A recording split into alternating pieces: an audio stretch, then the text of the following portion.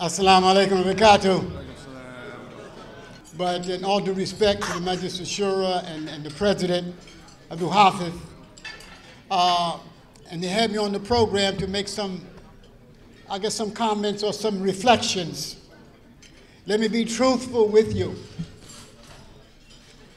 For the last 2.5 months, my reflection and my mind has been focused on Palestine, really. It's reality. I am grateful to Allah subhanahu wa ta'ala for the Congressman Bowman, who made the comments that he made, the very inspiring talk. May Allah protect him, because again, it took a lot of courage for him to take the position he took, really. And may Allah again guide him and the other young lady, she left already. We have to learn to appreciate our allies when they come out and make bold statements. So the sister Linda Tijani, in terms of the new commission has been established, for racial equality. That's important. When we look at the struggle of our Palestinian brothers, and sisters, it's been a struggle, for so many years. So again, since October 7th, I've been enmeshed in the whole dynamics of what's going on in Gaza and what's going on with the Palestinian people. All right? And there's an ayat in the Quran. There's 2 ayats in the Quran that that resonates with me constantly as I look at the reality. When I look at this devastation, this catastrophe, if you will. 2 ayats, and the first one. Allah subhanahu wa ta'ala said, وَلَا تَهِينُوا وَلَا تَحْزَنُوا وَأَنْتُمْ أَعْلَوْنَ إِن كُنتُم مُؤْمِنِينَ. Do not be frustrated. Do not be sad. Do not quit. Do not give up. Do not lose hope. For you will be victorious if you're true in faith. So this is a glad tidings to us. So whatever calamity befalls us, alhamdulillah, we have the assurance of Allah subhanahu wa ta'ala because we have iman and we have faith, we'll get through it. All right? And so things will change. So that ayat resonates. So that should give us hope that Allah subhanahu wa ta'ala will bring about a resolve and bring about a solution, alhamdulillah. But we have to play our role. You see, we have to be involved in the struggle. We can't quit. We can't give up. We can't let it go back to pre-October 7th. We cannot accept that. The genocide, the apartheid, the occupation, we cannot accept it. The racism, we cannot accept it, brothers and sisters, we can't. So that means what? That we have to stay diligent on this issue, not only with Palestine, but all the other issues within our ummah. Make no mistake about it. We're involved in the struggle here. And so this has been a wake-up call for us. Let me engage you for a moment. Nakba. The word Nakba.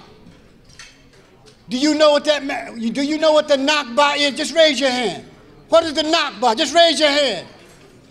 Raise your hand. Nakba. Okay. The Holocaust. The Holocaust. You've heard that word? Raise your hand if you know what that is. Raise your hand. Don't be afraid. I want you to participate. I want to make a point. Do we know what the Holocaust is? Okay. But we don't know what the Nakba is. So my point is, we need to learn what the Nakba is. All right? The Nakba, which is translated the catastrophe that happened to the Palestinian brothers and sisters in 1948. You see, when the unbelievers, England or the UK, and the West gave Palestine to the Zionist Jews, and following that, they began to again massacre and slaughter and commit genocide and ethnic cleansing for the last 75 years. So what has really affected me personally is that where have I been?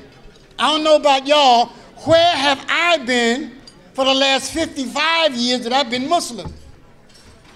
See, So it didn't just start. It's been going on. But like most of us, we've been asleep. We don't know what's going on in our community. We don't know what's going on in our ummah. We're so caught up in our own bubble, our own organizations, our own, things that we are doing, you see? And we don't look at the bigger picture of what's going on, all right?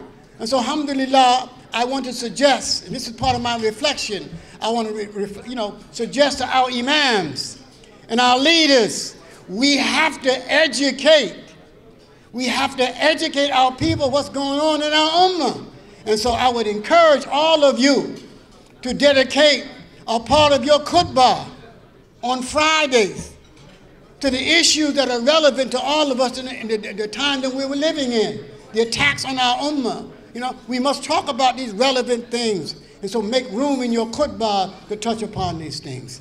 So I want to again close, really, and I have a lot more to say, all right? When I reflect upon the Majlis Ash-Shura, I'm so happy, to see the progress and the growth of the Majlis Ash-Shura, alhamdulillah, and I am thankful. When I think back the times, when we first started in 1989,